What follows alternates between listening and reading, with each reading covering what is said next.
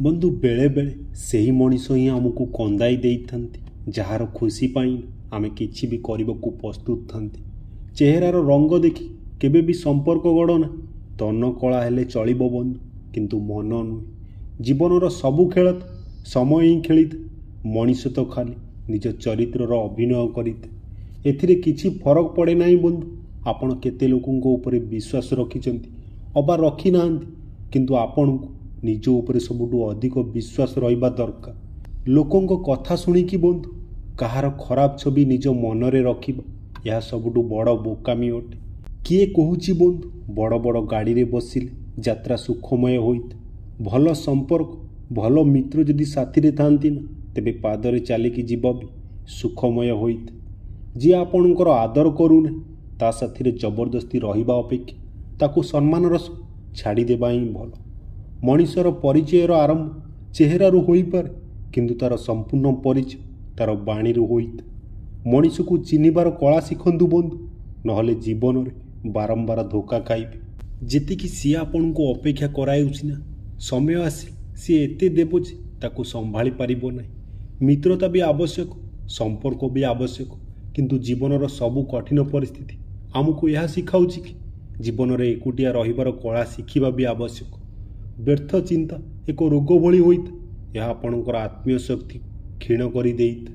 ଏ ସଂସାରରେ ଦେଖିବା ପାଇଁ ଅନେକ ସୁନ୍ଦର ସ୍ଥାନ ଅଛି, କିନ୍ତୁ ସବୁଠୁ ସୁନ୍ଦର ଜାଗା ହେଉଛି ଆଖି ବନ୍ଦ କରିକି ନିଜ ଭିତର ଦେଖି। ତୁମେ ନିଜ କ୍ରୋଧ ପାଇଁ ଦଣ୍ଡ ପାଇବ ନାହିଁ ବନ୍ଧୁ, ତୁମ କ୍ରୋଧ ହିଁ ତୁମକୁ ଦଣ୍ଡ ଦେବ। ଯିଏ ନିଜକୁ ଆୟତ୍ତ କରିନେଇଛି, ତାର ଜିତିବାକୁ ଦେବତା ବି ହାରରେ ପରିଣତ କରିପାରିବେ ନାହିଁ। ରାତିସାରା ଗଭୀର ନିଦ ଆସିବା ଏତେ ବି ସହଜ କଥା ନୁହେଁ। ସେଥିପାଇଁ ଦିନସାରା ସଚୋଟତାର ସହ ବଞ୍ଚିବାକୁ ପଡ଼ିଥାଏ। ବେଳେବେଳେ ଆପଣ କିଛି ଖରାପ ନ କରିବି ଖରାପ ବନିଯାଇଥାନ୍ତି, କାହିଁକି ନା ଲୋକ ଯେମିତି ଚାହିଁଥାନ୍ତି ଆପଣ ସେମିତି କରିନଥାନ୍ତି। ଜୀବନ ସାରା କେତେ ବି ଧନ କରିନି, କିନ୍ତୁ ମରିବା ପରେ ଶୋକ ପତ୍ରିକାରେ ନିଧନ ବୋଲି ଲେଖାଯିବ। କଟୁ ଲାଗିପାରେ ବନ୍ଧୁ, କିନ୍ତୁ ଏଇ କଥା ସତ୍ୟ।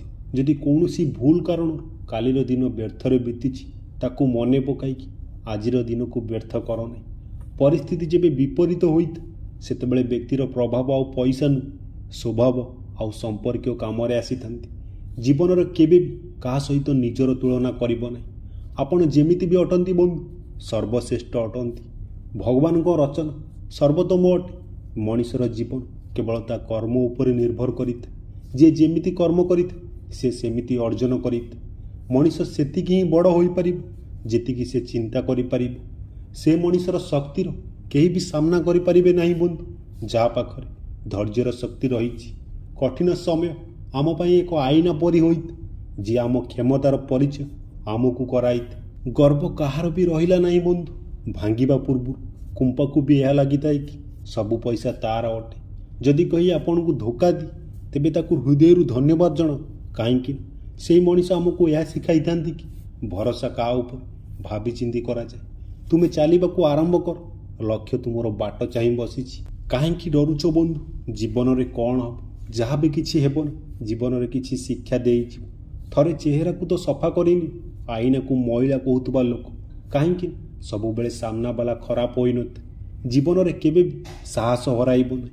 କିଏ ଜାଣିଛି, ହୋଇପାରେ ସାହସ ବି ତୁମ ହାରିବାକୁ ଚାହିଁ ବସିଛି। ଚୁପ୍ ରହିବା ଶକ୍ତି ଅଟେ, ଦୁର୍ବଳତା ନୁହେଁ। ଏକୁଟିଆ ରହିବା ଅଭ୍ୟାସ ଅଟେ ମୋର, ବାଧ୍ୟବାଧକତା ନୁହେଁ। ମୁଦ୍ରା ଦୁଇଟି ପାର୍ଶ୍ୱର ହୋଇଥାଏ ବନ୍ଧୁ, ହେଡ୍ର ବି ଟେଲ୍ର ବି, କିନ୍ତୁ ସମୟ କେବଳ ତାର ହୋଇଥାଏ ଯିଏ ପଲଟିକି ଉପରକୁ ଆସିଥାଏ।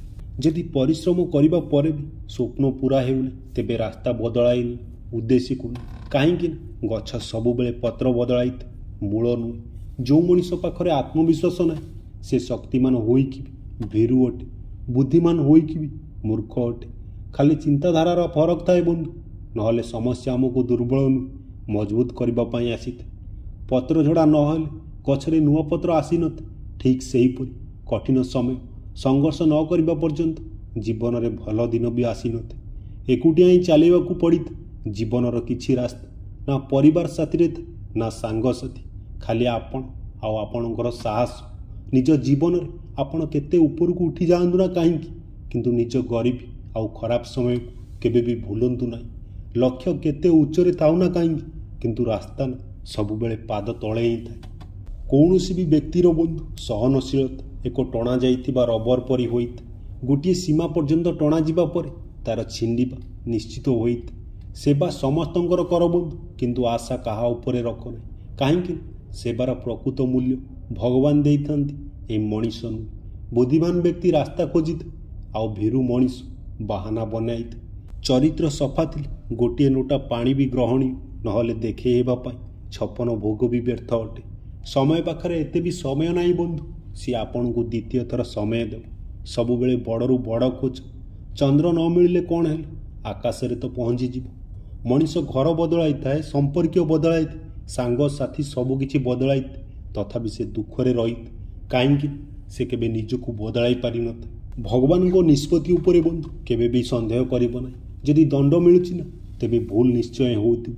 ଘର ଭିତରେ ମନ ଭରି କାନ୍ଦିନି, କିନ୍ତୁ ଯେବେ ଦ୍ୱାର ଖୋଲୁଛ ହସି ହସି ଖୋଲ। କାହିଁକି? ଲୋକଙ୍କୁ ଯେବେ ଏହା ଜଣାପଡ଼ିଥାଏ କି ସାମ୍ନାବାଲା ଭିତରୁ ଭାଙ୍ଗି ଯାଇଛି, ଲୋକ ତାର ମନ ଭରି ଫାଇଦା ଉଠାଇଥାନ୍ତି।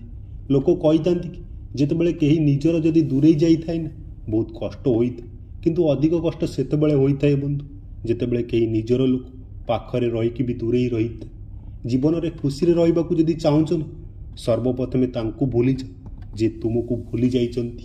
ଏହି ଦୁନିଆରେ ବନ୍ଧୁ ଈଶ୍ୱରଙ୍କ ଛଡ଼ା କେହି ବି କାହାର ନୁହେଁ। ତୁମେ ଯେତେ ବି ସମ୍ପର୍କୀୟ ରଖ ନା କାହିଁକି, କେହି ସାଥ ଦେବେ ନାହିଁ। ଭୁଲ ବୁଝାମଣା ରହିଥାଏ କିଛି ଦିନ ପାଇଁ, ପୁଣି ପରେ ଆଖିରେ ପାଣି ଛଡ଼ା ଆଉ କିଛି ରହିନଥାଏ।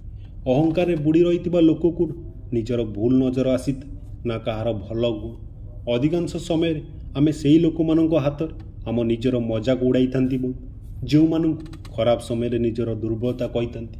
ଯଦି ଦୁଇ ଜଣଙ୍କ ଭିତରେ କେବେ ଝଗଡ଼ା ନ ହୁଏ ନା, ତେବେ ଏହି କଥା ବୁଝିଯାଉ କି ସମ୍ପର୍କ ମନରୁ ଦିମାଗରୁ ଗଢ଼ାଯାଇଛି। ଯେଉଁଠି ପ୍ରମାଣ ଦେବାକୁ ପଡ଼ିଥାଏ, ସେ ସମ୍ପର୍କ କେବେ ବି ମଜବୁତ ହୋଇ ରହିନଥାଏ। ଗର୍ବ ଆଉ ଅହଙ୍କାରକୁ ଦେଖେଇକି ସମ୍ପର୍କକୁ ଭାଙ୍ଗିଦେବା ଠାରୁ ଭଲ କ୍ଷମା ମାଗିକି ସେ ସମ୍ପର୍କକୁ ବଞ୍ଚାଇକି ରଖିବା। ସମ୍ପର୍କ ତାହା ଅଟେ ଯେଉଁଠି ଶବ୍ଦ କମ୍, ବୁଝାମଣା ଅଧିକ ଥାଏ, ଯେଉଁଠାରେ ଝଗଡ଼ା କମ୍, ଭଲ ପାଇବା ଅଧିକ ଥାଏ, ଯେଉଁଥିରେ ଆଶା କମ୍ ଆଉ ଭରସା ଅଧିକ ଥାଏ। ସମ୍ପର୍କ ବନ୍ଧୁ ହୃଦୟରୁ ଗଢ଼ା ହେବା ଦରକାର, କଥାରୁ। ଆଉ ଅଭିମାନ କଥାରେ ରହିବା ଦରକାର, ମନରୁ। ଅନେକ ଥର ଭଗବାନ ଆମ ସମ୍ପର୍କ ନିଜେ ଭାଙ୍ଗି ଦେଇଥାନ୍ତି, ଯେମିତି କେହି ଆମ ଜୀବନରେ ଖରାପ ନ କରୁ। ଦୁନିଆରେ ସବୁଠୁ ଖୁସିରେ ସେଇ ଲୋକ ଅଛନ୍ତି ବନ୍ଧୁ, ଯିଏ ଏହା ଜାଣିସାରିଛନ୍ତି କି ଅନ୍ୟ ଉପରେ କୌଣସି ପ୍ରକାର ଆଶା ରଖିବା ବେକାର ଅଟେ। ଜୀବନରେ ଟିକେ ଦୁଃଖୀ ହେବା ବି ଜରୁରୀ। ସବୁବେଳେ ଯଦି ସୁଖ ମିଳିବ, ତେବେ ଆପଣ କେବେ ବି ଜୀବନରେ ଆଗକୁ ବଢ଼ିପାରିବେ ନାହିଁ। ଏହା ଖରାପ ଭାବନା ଅଟେ ମଣିଷର। ଜଣେ ଏକୁଟିଆ ମଣିଷ କ'ଣ କରିପାରିବ? କିନ୍ତୁ ଥରେ ଦେଖ ସେଇ ସୂର୍ଯ୍ୟକୁ, ସିଏ ଏକା ହିଁ ସାରା ସଂସାରକୁ ଆଲୋକିତ କରୁଛି। ତ ବନ୍ଧୁ, ମୋର ଏଇ ଛୋଟ ଛୋଟ କଥା ଯଦି ଆପଣଙ୍କୁ ଭଲ ଲାଗିଥିବ, ତେବେ ଭିଡ଼ିଓଟିକୁ ଲାଇକ୍, ସେୟାର, କମେଣ୍ଟ କରିବ, ଚ୍ୟାନେଲକୁ ସବସ୍କ୍ରାଇବ୍ କରି ସପୋର୍ଟ କରିବ।